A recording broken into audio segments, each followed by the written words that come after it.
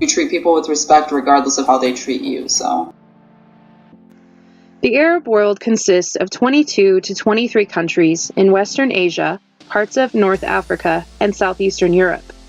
This region is known as the Middle East.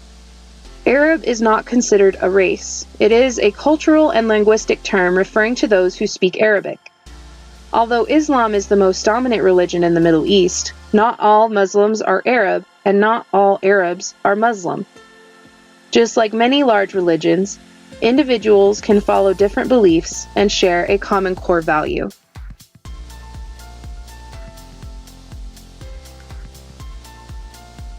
I think of the cradle of civilization, and I think of ancient history, initial thought of it, and I think of, the condition of strife that's taking place over there now. I think of the Ottoman Empire, Suleiman the Great's dynasty, and historical aspects, and Persia being the old Iraq and Iran. Sand. Sand? I was in Saudi Arabia doing Desert Shield, Desert Storm, so I think of Saudi Arabia, yeah. Operation Iraqi Freedom. People. I know where the Middle East is. Okay. Probably poverty and the war. Osama bin Laden. Yeah, war pretty much. Poor. The war too. Terrorism. I definitely think we need to keep our eyes on them. I mean, Why do you feel like that? because they're known terrorists. There are only 3-4 million Muslims in the United States, so the vast majority of Americans don't know any Muslims. And so the only Muslim they have ever seen is the Muslim that they see on cable news. And that Muslim, I'm pretty sure, is not there to share his brownie recipe. The country was torn up by war. So they're Syrian. They're refugees from Syria.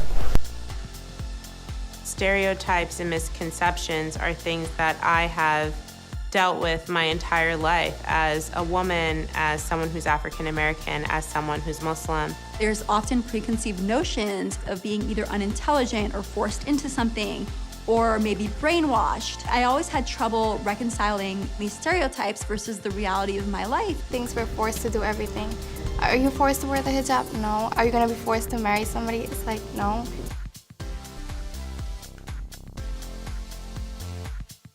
Oh no, I don't think it's demeaning. It's just part of their identity. I think it's a great way to protect yourself from the sun. I think of privacy, I think of cultural privacy. I think it's actually smart. It's something they choose to do, and I appreciate it. Don't all women wear it? No, not all women. In the Middle East? Yeah. No. Isn't it because they believe women should be covered up and all that? Isn't it they don't want women to learn and stuff too, right? The way I always thought of them was just that's how, back in the day, how the men wanted them to dress, not showing anything. So that's from learning about it, that's what I thought. So I think, if that's what they want to wear, that's what they want to wear. When you see someone in a burqa or something, it's not normal. I feel one stereotype is we're supposed to be oppressed. Or that's one stereotype people might have in terms of media. It's not something that I find oppressive because it gives me sort of the freedom to hey, I can look nice and everything, but I'm not appearing sexy to somebody else, and so it isn't when I'm talking to somebody, what's on their mind is not oh, look, she's got a bomb figure or something like that, okay? I'm talking to them if I want to engage somebody on a professional level, I don't have to worry about them viewing me in that light. I can kind of get my thought across, get my ideas across without the person being distracted by my looks or evaluating me for my sexuality. I think they're very degrading to women.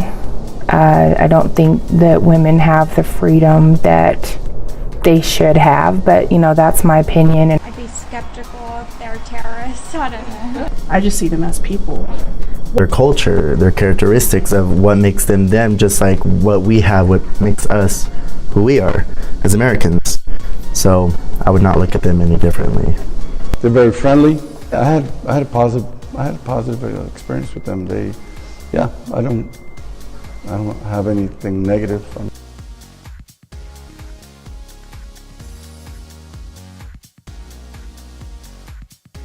Everything with their food, I feel like I can dip like some of the naan bread in, you know, the little like tortillas that they make, and just dip it in and just eat that, because the sauce is usually very flavorful. But they usually do have some. They're the ones that have more of the vegetarian or vegan, you know, food, you know, already integrated into their culture.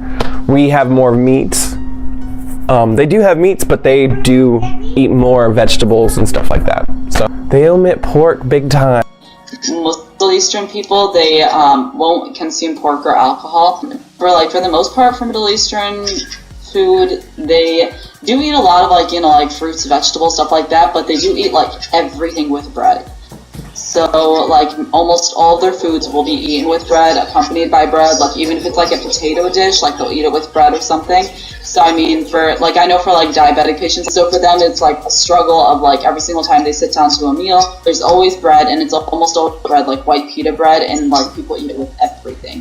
If it's within like a medication and that's the only formulation that it comes in and it contains a pork product, it's a different matter. Like you can make exceptions in terms of like life or death situations. So like if it's the only thing that's going to save you is like a heparin injection or something, and you can only use like that like formulation and it contains like pork products, and it's okay. But like you know, like just in terms like specifically for Muslim Middle Eastern people, you know, it's also actually like part of the Muslim faith. Like if you know that somebody's sick, like it's considered a good deed to go and visit them. Like they're like, for Muslims, like for like, you know, for from a religious standpoint, you're supposed to just go and make it a quick 5-minute visit, see if they need anything, and then leave. Like, you know, and make it for them and then leave. But for Arabs, I know they like just like pile on. Very clear about visitation hours and being very clear about like, you know, like certain patients, like ICU patients, stuff like that. Like, you know, you can't just like flood everyone in to visit them. And I mean, that can be a hassle sometimes because some people consider it like, you know, it's rude, you're trying to limit us, whatever. But like, you know, you just have to be like really clear about the fact that it's best interest of this patients and other patients that they like get their rest and that they're like, you know, left alone. For like Arabs, they're very expressive about pain, extremely expressive about pain. So like, just for Muslim patients and everything, they'll let you know when something's wrong. They will let you know when they want something. They probably can be pretty expressive about their grief too. In the Arab culture, I had learned while dealing with care that if I asked the mother, she would not answer me. The father would step in and answer for her. He wasn't a disengaged father, and so that was helpful because he knew what was going on. But she would not speak up because of her culture, I believe, or it was just her personality.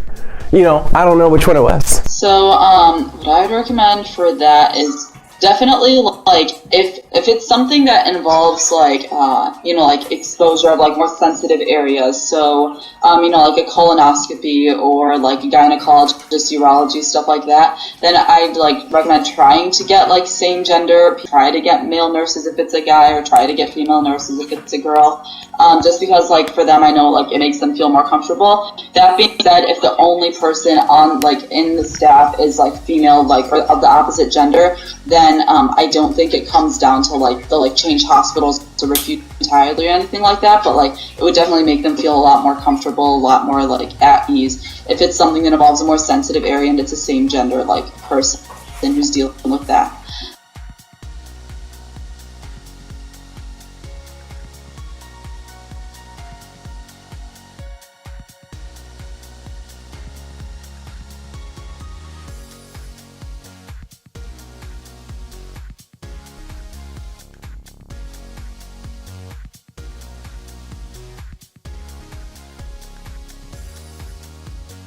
So I'm Benjamin Warren Corsi III.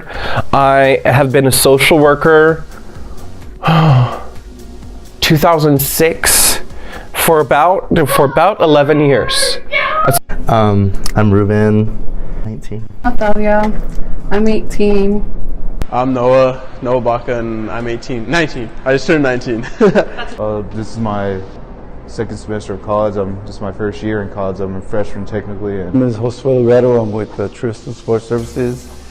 18 in some college.